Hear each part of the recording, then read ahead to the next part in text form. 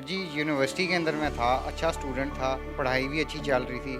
बस वो एक लड़की आई और जब उससे मुलाकात हुई वहाँ पे तो मैं तो पहली दफ़ा उसको देखता ही रह गया। उस क्लास में तो मैं उसकी तरफ नज़र भी नहीं कर सका लेकिन उसके पैर मैं ज़रूर देखता रहा। उसी में कब वो क्लास ख़त्म हुई मुझे पता भी नहीं चला। उसने वो मग उठा के जो है ना नीचे फेंका, मेरे पास आके एक रख के चपेट मारी। वही लड़के जिनकी मैं मदद करता था यूनिवर्सिटी के अंदर, उन्होंने मुझे अपने कंधों पे उठाया और उठा के बाहर पटक दिया। तो इस वजह से मैं फिर नशे करने शुरू कर दिए। एक दिन तो ऐसा भी आया कि मैं लेटा हुआ था, मुझे ऐसा ही लग रहा था जैसे बारिश हो रही है, लेकिन आज जब आँख खुली तो वो कुत्ता एक पेशाब कर रहा था। वो कुत्ता आपके मुंह पे पेशाब कर रहा तो आप ये समझ रहे थे कि ये बरसात की रिमझिम है। मैं आपको यही कहना चाहता हूँ कि जितनी मोहब्बत मुझे आपसे कल थी, आज भी मुझे आपसे उतनी ही मोहब्बत है और कल भी उतनी ही रहेगी।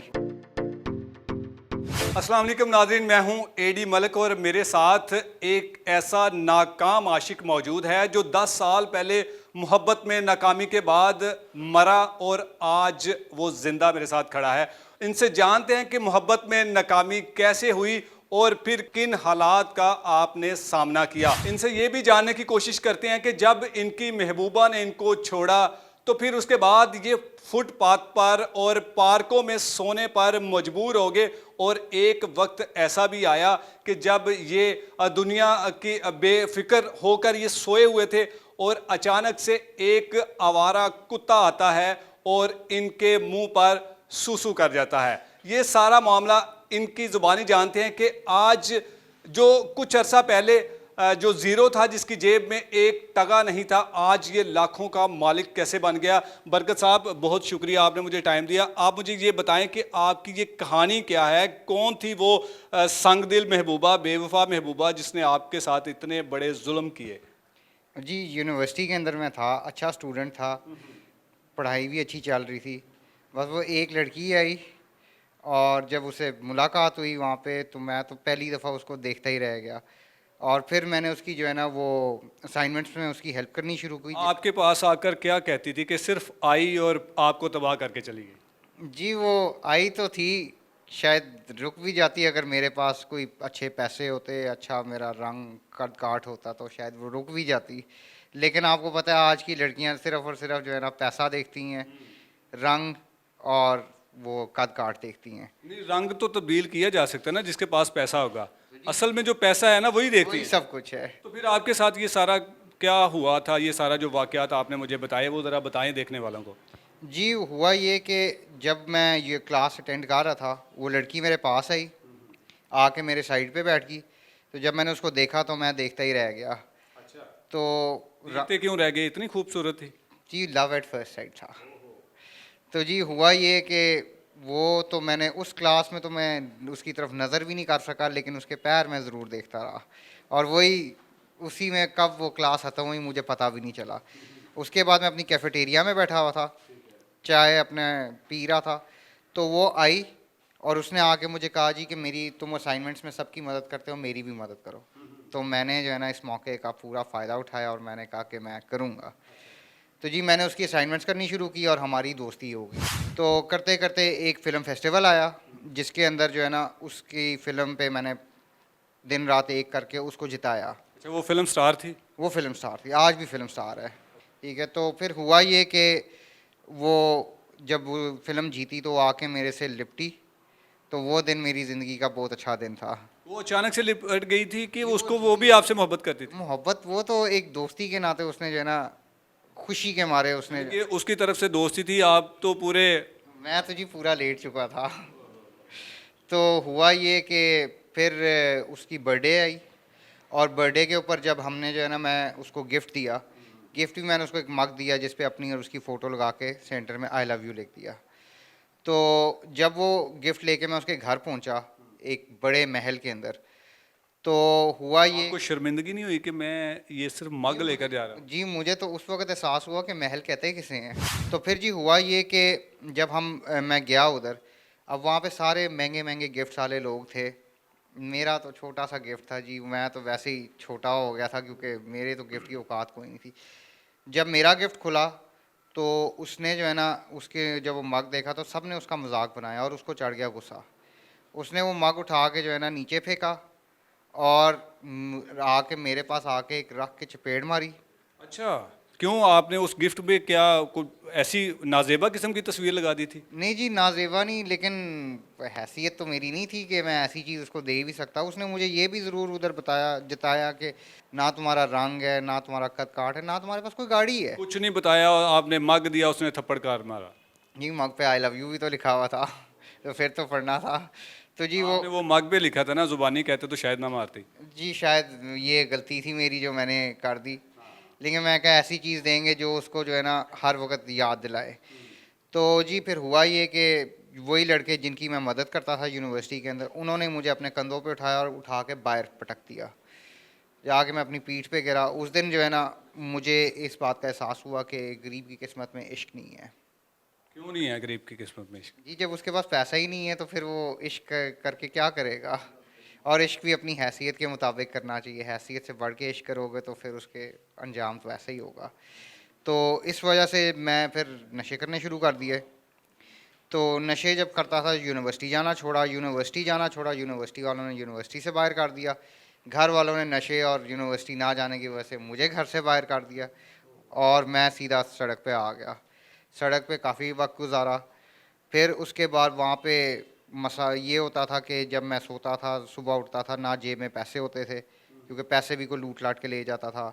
ठीक है, कभी कोई कंबल उठा के ले जाता था, कभी कोई चादर उठा के ले जाता था, कभी तो ऐसा होता था डाला आता था और वो डंडे मार के भी उठा देते थे।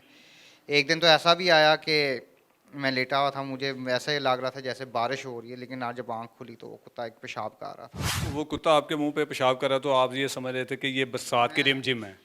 बस जी मेरे साथ ऐसे ही हुआ। फिर उसके बाद हुआ ये कि मैं वहाँ से जो है ना निकला और मैंने एक ढाबे वाले से तवा किराए पे लिया और उस पे जो है ना रैप्स बनाने शुरू किए। और रैप्स बनाते बनाते जो है ना मैं वो बनाता था, बाल्टी में रखता था और ट्रेनों के ऊपर बेचता था। उसके बाद जब आप वो मग देने वाला आपके साथ वाकया हुआ था, तो उसके बाद आज तक अपनी महबूबा के साथ कोई राब्ता नहीं हुआ? नहीं जी, कोई राब्ता नहीं हुआ कभी भी। बस उसके बाद आपकी तबाही के दिन शुरू हो गए थे? तबाही चलती रही है। अभी वहाँ से ये है कि रैप्स जब मैं बेचता रहा, फिर वहाँ से मेरी मुलाकात हुई एक बंदे से जिसका रेस्टोरेंट था। मैं उसके पास डीएचए चला गया। किस्मत खुल गई ना आपकी? जी वो मुझे लगता था किस्मत खुली है, लेकिन किस्मत पलटा फिर भी मार जाती है। हुआ ये, पहले से ज़्यादा बदतर होने वाली आ गई थी सिचुएशन? नहीं ये नहीं कहूँगा बदतर आने वाली थी, लेकिन अच्छी भी नहीं हो रही थी। तो हुआ ये जी कि वो 2 साल मैंने उस बंदे के पास काम किया, शेफ़ का भी काम किया, वेटरी का भी काम किया। फिर उसके बाद जो है ना उसकी गार्ड भी था, सफाई भी उसकी की। सारी जिम्मेदारी रेस्टोरेंट की सारी आपके पास जिम्मेदारी है? मेरे कंधों पे होती थी। और जब भी मैं उस बंदे से तनख्वाह की बात करता था वो हमेशा अगले महीने का टाल देता था। तो जी इस तरह करते करते कोई तकरीबन कोई 7-1 लाख रुपया मेरी तनख्वाह उसकी तरफ बन गई थी। एक दिन मैंने उसे जब उसे कहा कि भाई मुझे तनख्वाह चाहिए मेरी, मुझे अपनी ज़रूरियात पूरी करनी है, तो उसने कहा जी खाते तुम मेरे पल्ले हो, रहते तुम मेरे पल्ले हो, ईदों पे तुम्हें कपड़े मिल जाते हैं, तो तुम जो हो ना इधर क्या करने हैं, तुम्हें कोई तुम्हारे आगे पीछे भी नहीं है, तो तुम वे कोई पैसे की ज़रूरत नहीं। जब मैं थोड़े से उसे ज़ोर लगाया इसके ऊपर, तो उसने जी मुझे उठा के रेस्टोरेंट से भी बाहर फेंक दिया। दोबारा आप सड़क पे? दोबारा मैं सड़क पे आ गया। कुत्ता तो नहीं दोबारा आया अभी? नहीं जी, कुत्ते का नौबत नहीं है इसके बाद। फिर जी हुआ ये कि वहाँ से मैं एक रेडी से समोसे लिए, जिसके ऊपर एक अखबार में असामियाँ मुझे नज़र आई स्काईलैंड के अंदर। मैं उधर चला गया और उधर मुझे जो है ना नौकरी भी मिल गई उधर। तो उधर उनके पूल्स वगैरह भी साफ़ करने, ठीक है, कि वो मेंटेनेंस का भी काम करना, और साथ जो है ना उनकी कैंटीन मैंने चलानी शुरू की। वहाँ पे मैं रैप्स बनाने शुरू किए, जो कि वहाँ पे फैमिलीज़ आती थी, खाती थी, बड़ा इन्जॉय करती थी। काम ज़िंदगी अच्छी तरफ जा रही थी कि स्काईलैंड बंद हो गया। तो जब स्काईलैंड बंद हुआ तो मेरे पास अब कोई और जगह रही नहीं रहने की, तो मैं आ गया जनरल हॉस्पिटल। जनरल हॉस्पिटल में आके मैंने बुज़ुर्गों की खिदमत करनी शुरू की, कचरा पट्टी उठानी, उनके साथ वक्त बिताना, ताकि उनका जो है ना आखिरी टाइम अच्छा गुजर जाए। तो जी वहाँ पे मेरी एक बंदे से मुलाकात हुई। किस्मत उसकी भी मेरे जैसी थी, फ़र्क सिर्फ इतना था उसके पास पैसे थे और मेरे पास पैसे नहीं थे। तो मैं उसके साथ जो है ना वक्त बिताना शुरू किया, उसको जो है ना आखिरी वक्त में जो है ना उसके साथ बैठ के बातें शातें करनी। तो मरने से पहले उसने ये मुझे ज़रूर कहा कि भाई मेरे पास और तो कुछ नहीं है, ये थोड़े से पैसे हैं, ये मैं तुम्हारे नाम पे कर रहा हूँ। तो वो उसने मुझे पैसे दे दिए। तो वो उसकी वफ़ात हुई, मैंने उसका कफ़न दफन का इंतज़ाम किया। तो जब मैंने उसकी कफन दफन का इंतज़ाम किया, उसके बाद जिस बंदे की जेब में कभी 50 रुपए नहीं होते थे, उसकी जेब में अचानक से 5-7 लाख रुपया आ जाए, तो वो तो उसको तो समझ नहीं आएगी कि यार मैं इसके साथ करूँ तो करूँ क्या। ये आपके साथ वो सिचुएशन नहीं होगी वो फिल्म धड़कन वाली, देव को जब उसकी महबूबा ने छोड़ा था तो 5 टके थे, आज आपके पास माशाल्लाह से पाँच पाँच से कई गुना बल्कि लाखों रुपए हैं, तो अब भी अगर वो आपको देखे तो पहचान लेगी? जी, इस बात के बारे में मैं तो नहीं, लेकिन जब मैं उसे देखूंगा तो मैं उसे ज़रूर पहचान लूँगा। अगर आप तो देखोगे, बल्कि आप देख ही रहे होंगे ना, क्योंकि वो एक इंडस्ट्री की लड़की है, तो आपको वो किस तरह से पहचानेगी? कोई ऐसा दबे अल्फाज में आप उसको कोई ऐसा मैसेज दे दें जिससे वो आपको पहचान जाए।